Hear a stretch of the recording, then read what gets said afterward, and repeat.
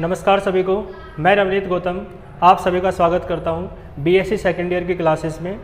जैसा कि आप सभी जानते हैं, कल हमने स्टार्ट किया था बीएससी सेकेंड ईयर के लिए सेकंड बुक का अनसोल्ड पेपर और उसके कुछ इंपॉर्टेंट क्वेश्चन जो फर्स्ट यूनिट के हैं मैंने आपको कराए थे।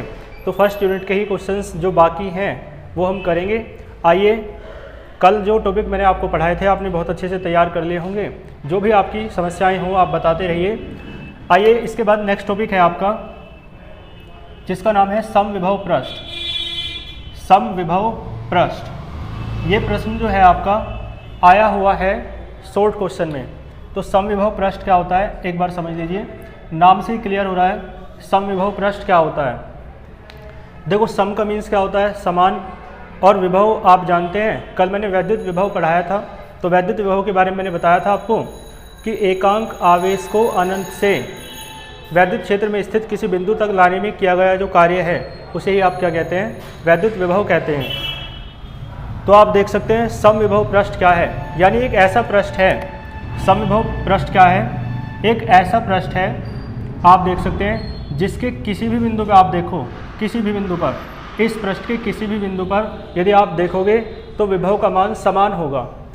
क्लियर है, यानी ऐसा पृष्ठ जिसके प्रत्येक बिंदु पर वैद्युत विभव का मान समान होता है क्या कहलाता है, समविभव पृष्ठ कहलाता है। ठीक है, शॉर्ट में आया था तो बस इसकी परिभाषा देनी थी कि समविभव पृष्ठ क्या होता है।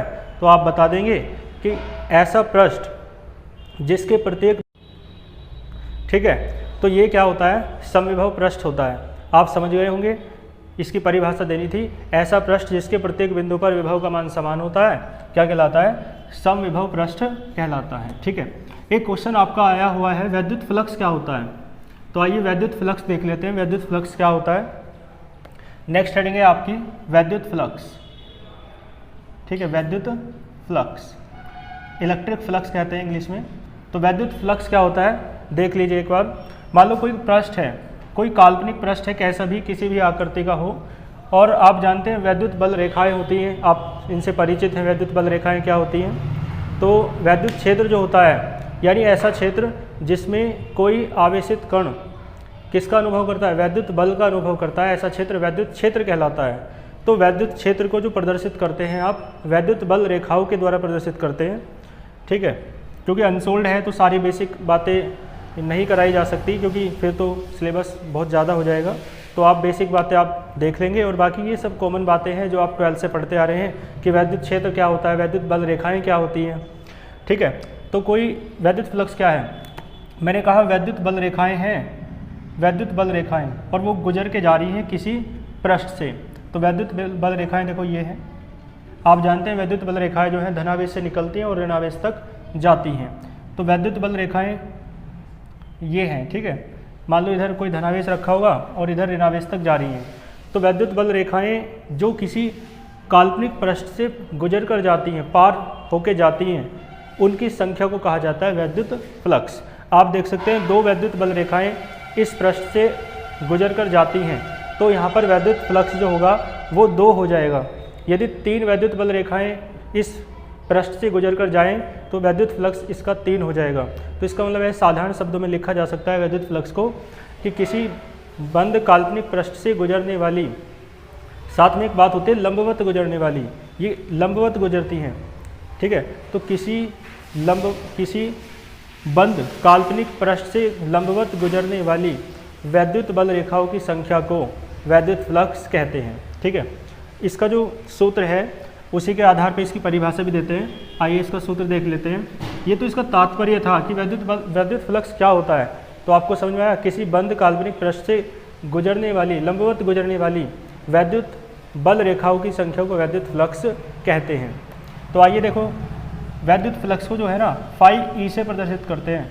किससे प्रदर्शित करते हैं, φe, इसे φe से प्रदर्शित करते हैं और इसका सूत्र होता है vector E dot vector A। Clear है, vector E dot vector A।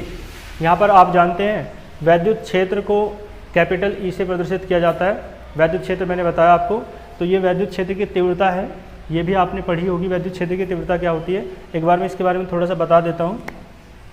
वैद्युत क्षेत्र की तीव्रता जो होती है E, इसका सूत्र होता है E बराबर F अपॉन क्यू नॉट। मैंने बताया था परिभाषा बनाने के लिए नीचे वाली राशि को 1 मान लिया जाता है।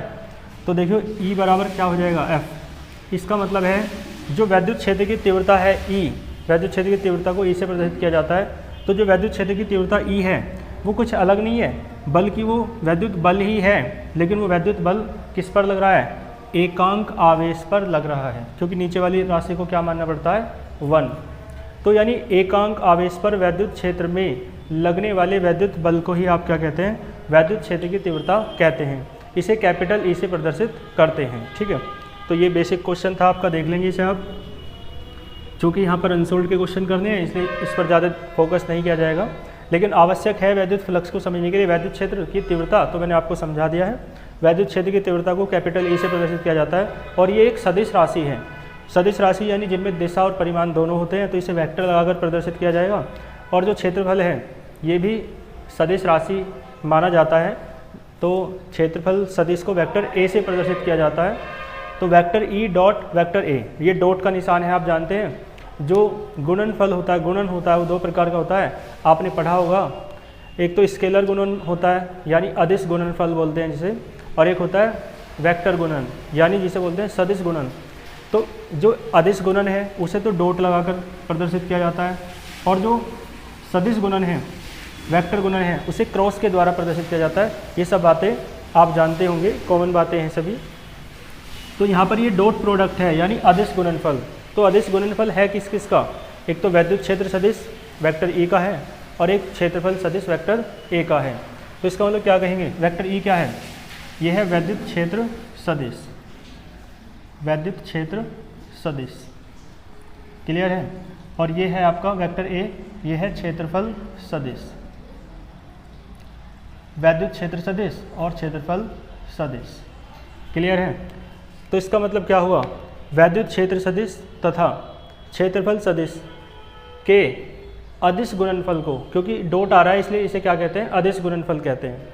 तो विद्युत क्षेत्र सदिश तथा क्षेत्रफल सदिश के अदिश गुणनफल को विद्युत फ्लक्स कहते हैं। इसे फाई E से प्रदर्शित करते हैं। लेकिन ये क्वेश्चन शॉर्ट में आए तो आपको इतना ही करना है और फिर इसका सूत्र लिख देना है, बॉक्स बंद कर देना है। लेकिन यदि लॉन्ग में आ जाए तो एक बार इसे देख लेते हैं। आइए, विद्युत फ्लक्स क्या होता है, सूत्र तो आपको समझ में आया। वेक्टर E और वेक्टर A की क्या करनी है, डॉट प्रोडक्ट करनी है, जिसे क्या बोलते हैं आप, अदिश गुणनफल। ठीक है, तो आइए देख लेते हैं। मान लो कोई भी पृष्ठ है ना, किसी भी आकृति का आकार का हो सकता है। तो एक काल्पनिक पृष्ठ है और उससे विद्युत बल रेखाएं गुजर के जा रही हैं। देखो एक बात आप ध्यान रखें, मान लो कोई भी पृष्ठ है तो किसी भी पृष्ठ पर उसका जो क्षेत्रफल सदिश है ना वेक्टर A, वो उसके लंबवत होता है। कैसा होता है, लंबवत। यानी मान लो इस पृष्ठ का क्षेत्रफल यदि A है ना, तो इसका जो इस पृष्ठ का जो क्षेत्रफल सदिश है वो वेक्टर A होगा, तो वो इसके कैसा होगा, पृष्ठ के लंबवत। ठीक है ना। तो यानी जो क्षेत्रफल सदिश वेक्टर A है वो उस सरफेस के यानी सतह के कैसा होता है, लंबवत होता है। बस ये बात आप ध्यान रखेंगे। तो देखो यहाँ पे मान लो, देखो ये कोई काल्पनिक पृष्ठ है, वैद्युत बल रेखाएं गुजर के जा रही हैं। तो देखो बहुत सारी वैद्युत बल रेखाएं हो सकती है, लेकिन एक वैद्युत बल रेखा आप दिखा लो। तो देखो एक वैद्युत बल रेखा मान लो यहाँ से इस तरीके से गुजर के जा रही है। ठीक है, ये वैद्युत बल रेखा है जो प्लस से माइनस की ओर चलती है। और आप जानते हैं यहाँ पे आप यदि देखेंगे यहाँ इस बिंदु पर, तो देखो इस बिंदु पर इस तरीके से जो क्षेत्रफल सदिश है वो इस तरीके से हो जाएगा वेक्टर A। क्योंकि मान लो इतना जो क्षेत्रफल है, देखो इस पूरे का क्षेत्रफल मान लो A है, तो ये जो सूक्ष्म क्षेत्रफल है इसे क्या मान लो, DA मान लो। तो देखो DA और इसे पॉइंट P मान लो। और तो DA जो क्षेत्रफल है इसका जो क्षेत्रफल सदिश होगा वो कितना हो जाएगा, वेक्टर DA। ठीक है, बस वेक्टर लग जाता है, क्षेत्रफल सदिश बन जाता है। यदि क्षेत्रफल के ऊपर वेक्टर लगा दी जाए तो वो क्षेत्रफल सदिश बन जाता है। तो मान लो इस छोटे से भाग का क्षेत्रफल DA है और इस पर जो इसका वो हो जाएगा क्षेत्रफल सदिश, वो कितना हो जाएगा, वेक्टर DA। और जो सतह के कैसा होता है, लंबवत होता है। तो आप देख के बताओ, ये जो विद्युत बल रेखा जा रही है, वैद्युत बल रेखाएं जा रही हैं, तो वैद्युत बल रेखाओं के कारण ही वैद्युत क्षेत्र होता है। और वैद्युत क्षेत्र को आप वेक्टर E से प्रदर्शित करते हैं। किससे प्रदर्शित करते हैं, वेक्टर E से, वैद्युत क्षेत्र को भी और वैद्युत क्षेत्र की तीव्रता को भी। तो इन बल रेखाओं के कारण जो वैद्युत क्षेत्र है और वैद्युत क्षेत्र के कारण जो वैद्युत क्षेत्र की तीव्रता है उसे आप वेक्टर ई से प्रदर्शित करेंगे। तो आप देखो vector A, vector D A और वेक्टर ई के बीच जो कोण है मान लो कितना है, थीटा। ठीक है, तो वैद्युत फ्लक्स का जो डेरिवेशन है हम करेंगे। आप जानते हैं परिभाषा मैंने बताई आपको, वेक्टर ई और वेक्टर ए इन दोनों की जो डॉट प्रोडक्ट है, डॉट प्रोडक्ट आप समझते हैं क्या होती है, यानी अदिश गुणनफल। तो उन दोनों की डॉट प्रोडक्ट यानी अदिश गुणनफल को ही आप वैद्युत फ्लक्स कहते हैं। इसे फाई ई से प्रदर्शित करते हैं। तो आइए देख लेते हैं इसके बारे में। देखो क्या कहेंगे, तब ये जो सूक्ष्म क्षेत्रफल है ना डी ए, इससे गुजरने वाला वैद्युत फ्लक्स निकालो पहले। तब सूक्ष्म क्षेत्रफल डी ए से गुजरने वाला वैद्युत फ्लक्स। ठीक है, आप समझते हैं वैद्युत फ्लक्स क्या होता है, वैद्युत बल रेखाओं की संख्या को ही वैद्युत फ्लक्स कहते हैं। तो तब सूक्ष्म क्षेत्रफल डी ए से गुजरने वाला वैद्युत फ्लक्स, तो क्या हो जाएगा वैद्युत फ्लक्स का आप सूत्र तो जानते ही हैं, अभी मैंने बताया आपको। देखो क्या होता है, फाई ई होता है vector E dot vector A. Phi E क्या होता है, vector E dot vector A. लेकिन यहाँ पर सूक्ष्म क्षेत्रफल है, इसलिए वहाँ क्या आ जाएगा, ए के स्थान पर डी ए। तो जब यहाँ डी आ रहा है, सूक्ष्म के लिए डी आता है, तो यहाँ भी डी आ रहा है, तो यहाँ भी क्या आ जाएगा, डी ए। यानी सूक्ष्म क्षेत्रफल से जो गुजरने वाला वैद्युत फ्लक्स है वो सूक्ष्म हो जाएगा, वैद्युत फ्लक्स भी है ना।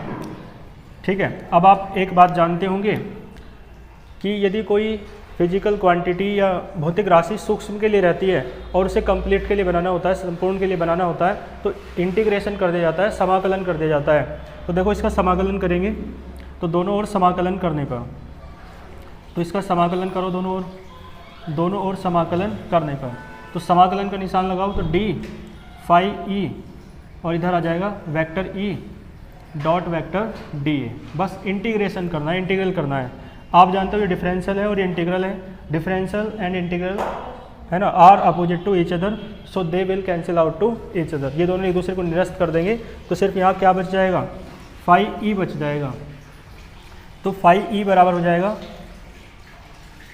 और हाँ यहाँ पे आप देखो ये जो पृष्ठ है ये बिल्कुल बंद है, बंद पृष्ठ है ना, तो इसे बंद समाकलन कहते हैं। ठीक है, समाकलन को कैसा लिया, बंद समाकलन, क्योंकि पृष्ठ कैसा है, बंद।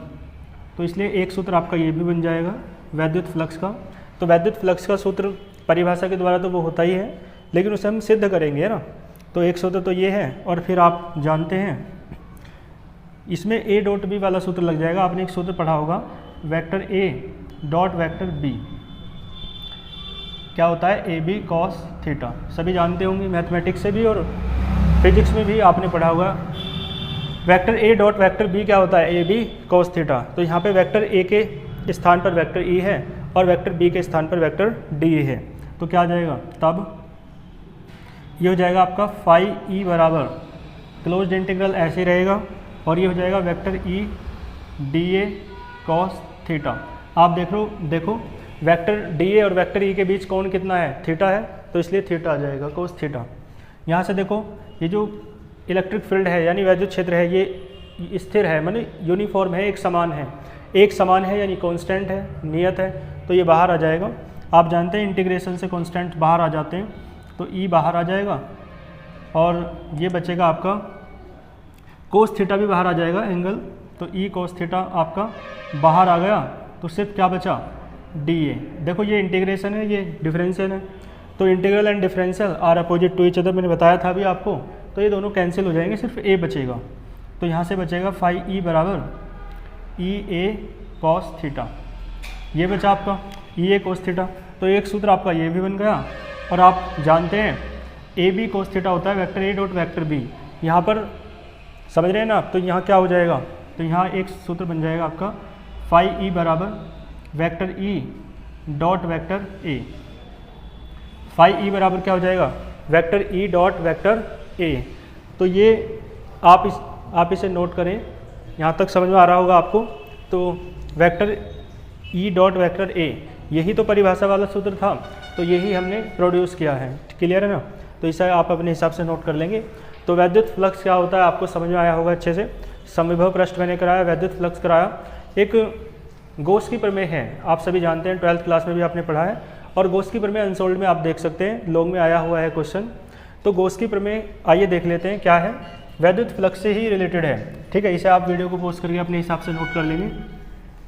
तो गॉस की प्रमेय समझने से पहले आपको घन कोण समझना पड़ेगा। घन कोण क्या होता है आपने पढ़ा है ना। कोण तो आप जानते हैं, कोण क्या होता है भाई, किन्हीं दो रेखाओं के बीच जो बनता है उसे क्या कहते हैं, कोण, ठीक है। लेकिन घन कोण कैसा है, घन कोण है सॉलिड एंगल, सॉलिड, यानी ये रेखाओं के बीच नहीं बनता। जैसा आपने देखा होगा, देखो जैसे शंकु होता है ना, शंकु इस तरीके से होता है, तो शंकु में इस तरीके का जो कोण बनता है इसे ही आप क्या कहते हैं, घन कोण कहते हैं। घन कोण है ना। तो घन कोण जो है आपका वो कैसा होता है, 3 डायमेंशनल होता है, यानी उसमें लंबाई, चौड़ाई और ऊंचाई तीनों होती हैं। आप देख सकते हैं लंबाई भी है, चौड़ाई भी है और ऐसे ऊंचाई भी है ना, किसी भी तरीके से आप देख सकते हैं, यानी तीनों होंगी उसमें। 3 डायमेंशनल जो एंगल होता है, कोण होता है, उसे घन कोण कहते हैं। हाँ, इसका एक सूत्र होता है। पहली बात देखो, सूक्ष्म घन कोण को जो कंप्लीट है पूर्ण घन कोण उसे तो ओमेगा से प्रदर्शित करते हैं, और जो सूक्ष्म घन कोण है उसे डी ओमेगा से प्रदर्शित करते हैं, और इसका एक सूत्र होता है डी ए कॉस थीटा। ये 11वीं क्लास की बातें हैं सब, है ना।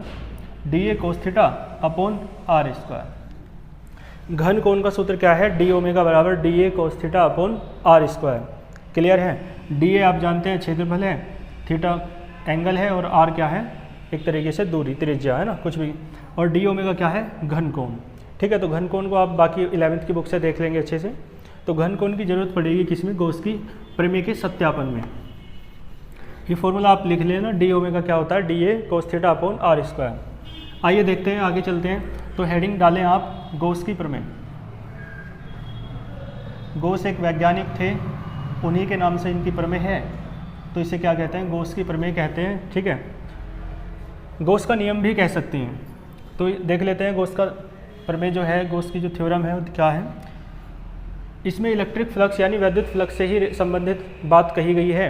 वैद्युत फ्लक्स का एक सूत्र आप जानते हैं, फाई ई क्या होता है, जो अभी मैंने परिभाषा के द्वारा आपको बताया वो ये था, vector E dot vector D A. एक सूत्र ये भी तो बन के आया, तो एक सूत्र ये भी है, और साथ में जो गॉस थे उन्होंने बताया कि ये जो वैद्युत फ्लक्स है वो अकॉर्डिंग टू डेफिनेशन इतना तो होता ही है, साथ में उसका एक्सप्रेशन ये भी होता है 1/ε0 इंटू क्यू।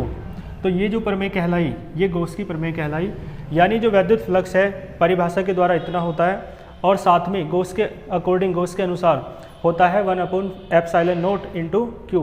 ε0 क्या है, मैंने कल आपको बताया था, इसे निर्वात वायु की वैद्युतशीलता कहते हैं, और इसका मान होता है निश्चित, आपने लिखा हो क्या होता है, 8.85 × 10⁻⁻12 कूलाम स्क्वायर पर न्यूटन मीटर स्क्वायर, ठीक है। आपने कूलाम के नियम में इसे पढ़ा होगा।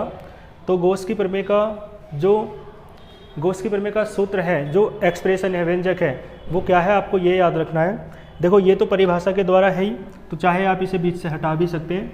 मेन जो है गॉस की प्रमेय वो क्या है, फाई ई बराबर है 1/ε0 इंटू क्यू। तो देखो क्यू क्या है, क्यू आप जानते हैं आवेश है।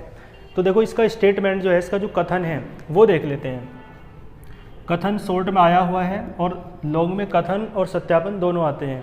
तो कथन देखो इस व्यंजक के अनुसार ही हो जाएगा, 1/4 वो 1 क्या हो जाएगा, 1/ε0 इंटू क्यू। तो क्यू क्या है आप जानते हैं, आवेश है। तो देखो कोई बंद पृष्ठ है, उसके द्वारा घिरा हुआ आवेश जो होता है, देखो मान लो आवेश कितना है, उसके द्वारा घिरा हुआ क्यू। तो देखो इसका एक चित्र समझ लीजिए, चित्र के माध्यम से अच्छे समझ में आएगा। या पहले इसका एक बार कथन देख लेते हैं। देखो फाई ई क्या है, वैद्युत फ्लक्स है, आप जानते हैं। तो किसी बंद पृष्ठ से गुजरने वाला वैद्युत फ्लक्स, भाई फाई ई क्या है, किसी बंद पृष्ठ से गुजरने वाला वैद्युत फ्लक्स ही तो है।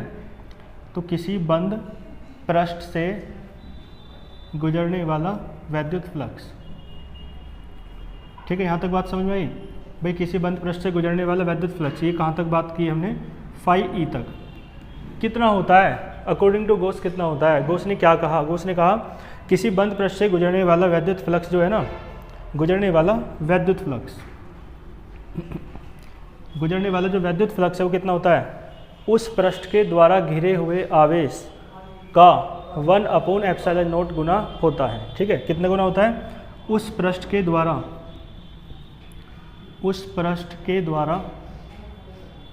घिरे, उस पृष्ठ के द्वारा घिरे, देखो ये जो पृष्ठ है मतलब कोई पृष्ठ है उसके द्वारा जो घिरा हुआ आवेश है वो मान लो कितना है, Q है। तो उस पृष्ठ के द्वारा घिरे आवेश मान लो कितना है, Q का कितने गुना होता है, देखो कितने गुना है, 1/ε0 गुना का 1/ε0 गुना होता है। ठीक है, 1/ε0 गुना होता है। तो इसका मतलब समझ आया, किसी बंद पृष्ठ से गुजरने वाला जो वैद्युत फ्लक्स है यानी φE जो है वो उस पृष्ठ के द्वारा घिरे हुए आवेश Q का 1/ε0 गुना होता है। तो मान लो कोई पृष्ठ है, देखो इस तरीके का डायग्राम है जैसा मैंने अभी आपके सामने बनाया था, कैसा भी है एक डायग्राम बना सकते हो। तो देखो जो वैद्युत बल रेखाएं हैं मान लो इस तरीके से जा रही है ना, वैद्युत बल रेखाएं लंबवत जाती हैं तो वो सीधी जा रही है बिल्कुल, है ना। और मैंने बताया मान लो ये पूरे का क्षेत्रफल A है तो इतने का क्या हो जाएगा, DA। तो इस पर जो है वेक्टर DA वो कैसा होगा, लंबवत होगा। अभी सब बातें बताई ना। इन दोनों के बीच मान लो कोण कितना है, थीटा। ये बिंदु कौन सा है, मान लो P है। ठीक, और यहाँ पर मान लो केंद्र है। ठीक है, ये केंद्र और इस तरीके से ये मान लो दूरी कितनी है, R। केंद्र से जो दूरी है सरफेस तक की, सतह तक की, वो कितनी है, मान लो R। तो ये कथन तो आपको समझ में आया, इसका सत्यापन देख लीजिए ना। तो कथन तो आपको समझ में आ गया है। मान लो ये पृष्ठ है, इस पृष्ठ के द्वारा जो घिरा हुआ आवेश है वो मान लो कितना है, Q। तो किसी बंद पृष्ठ से गुजरने वाला वैद्युत फ्लक्स, आप जानते हैं वैद्युत फ्लक्स क्या होता है भाई, वैद्युत बल रेखाओं की संख्या को ही आप वैद्युत फ्लक्स कहते हैं। तो इस पृष्ठ से वैद्युत बल रेखाएं गुजर कर जा रही हैं, इसी कारण क्या कहेंगे कि वैद्युत फ्लक्स पास होके जा रहा है, गुजर के जा रहा है। तो क्या कहेंगे, किसी बंद पृष्ठ से गुजरने वाला वैद्युत फ्लक्स। यहाँ तक आए, फिर क्या कहेंगे भाई, Q का कितने गुना है, 1/ε0 गुना। तो उस पृष्ठ के द्वारा घिरे हुए, उस पृष्ठ के द्वारा घिरा हुआ आवेश कितना है, मान लो Q। तो उस पृष्ठ के द्वारा घिरे आवेश Q का कितने गुना होता है, 1/ε0 गुना होता है। ठीक है, इसके सत्यापन पे देखते हैं। कथन आप लिख लेंगे अपने तरीके से नोट करके। इसके सत्यापन पे चलते हैं। सत्यापन में ये डायग्राम बनाना है आपको। ठीक है, तो इसके बारे में थोड़ा आप लिख देंगे कि माना कोई बंद पृष्ठ है जिसका क्षेत्रफल कैपिटल A है, क्लियर, और जिसके द्वारा घिरा हुआ आवेश कितना है, स्मॉल q है, जिसके द्वारा घिरा हुआ। ठीक है, तो आइए सत्यापन की ओर चलते हैं। तो इस चित्र के बारे में आप थोड़ा लिख लेंगे। माना कोई एक काल्पनिक पृष्ठ है जिसे गॉसियन पृष्ठ कहते हैं, गॉसीय पृष्ठ इसे कहा जाता है, जिसके द्वारा घिरा हुआ आवेश Q है तथा जिसका क्षेत्रफल A है। इसके बिंदु P पर जो सूक्ष्म क्षेत्रफल है वो DA है, क्लियर है, और सूक्ष्म क्षेत्रफल DA है तो आप समझ सकते हैं जो सूक्ष्म क्षेत्रफल सदिश हो जाएगा वेक्टर DA हो जाएगा। तो सूक्ष्म क्षेत्रफल सदिश वेक्टर DA तथा वैद्युत क्षेत्र वेक्टर E के बीच का कोण थीटा है। आइए देख लेते हैं फिर इसका सत्यापन। तब, ठीक है, यहाँ दिख रहा होगा आपको, तब सूक्ष्म क्षेत्रफल बताइए आप कितना है, सूक्ष्म क्षेत्रफल है आपका DA। तब देखो हम वैद्युत फ्लक्स की ही बात करेंगे और वैद्युत फ्लक्स की बात हम उस सूत्र के द्वारा ही करेंगे जो परिभाषा में सूत्र था। तो देखो तब सूक्ष्म क्षेत्रफल DA से गुजरने वाला, जैसे वैद्युत फ्लक्स पढ़ा है ना आपने, ऐसे ही बिल्कुल इसका सत्यापन है।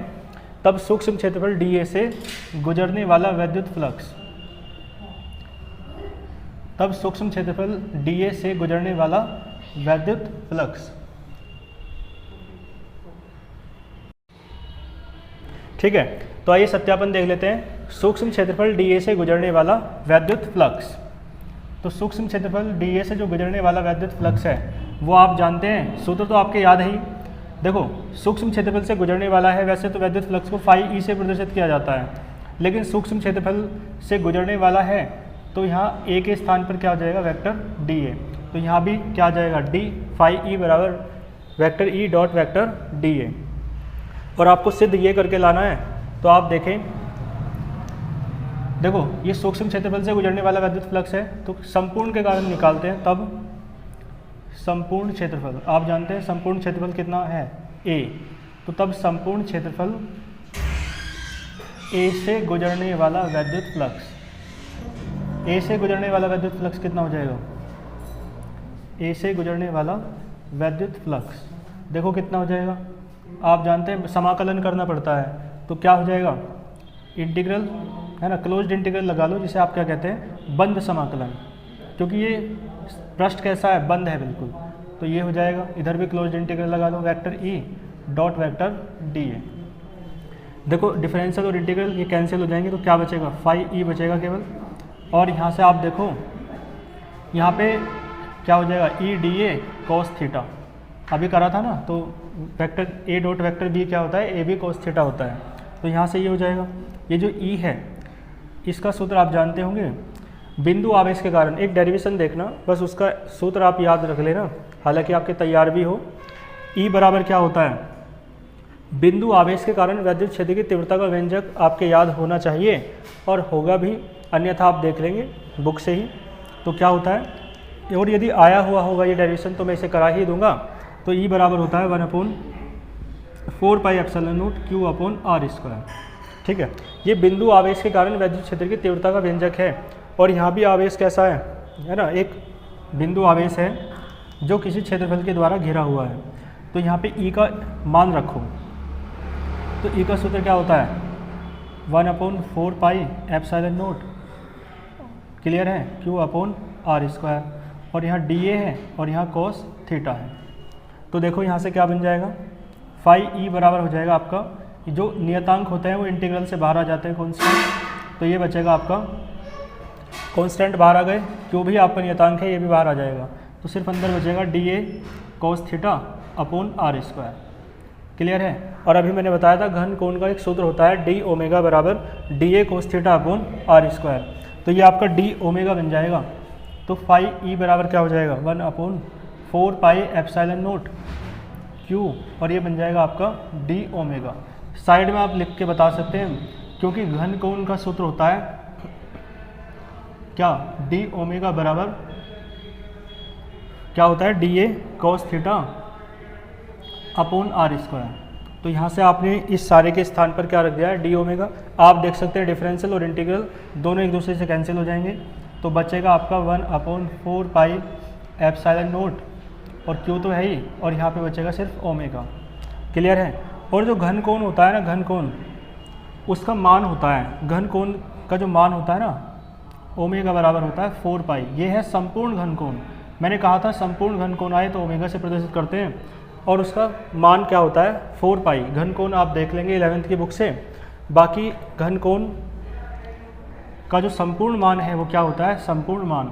ये संपूर्ण घन कोण कह सकते हो आप, संपूर्ण घन कोण, ठीक है। वैसे बेसिक बातें हैं सब आप जानते होंगे। तो ओमेगा बराबर क्या होता है, 4 पाई। तो देखो फाई ई बराबर क्या हो जाएगा, 1/4 pi epsilon not into Q, और इंटू में क्या आ जाएगा, 4 पाई। तो आप देखेंगे 4 पाई से 4 पाई कैंसिल। तो देखियो फाई ई कितना बचा आपका, 1/एप्सिलॉन naught into Q. Phi E कितना बचा आपका, 1/एप्सिलॉन नॉट इंटू क्यू, क्लियर है। तो ये आपकी गॉस की प्रमेय का सत्यापन था, और कथन मैंने आपको बताया ही। तो ठीक है, इसे आप बहुत अच्छे से कर लेंगे। और बाकी के जो क्वेश्चंस हैं, गॉस की थ्योरम के एप्लीकेशंस आते हैं, तो कल की वीडियो में हम उसके एप्लीकेशंस करेंगे, यानी अनुप्रयोग, है ना।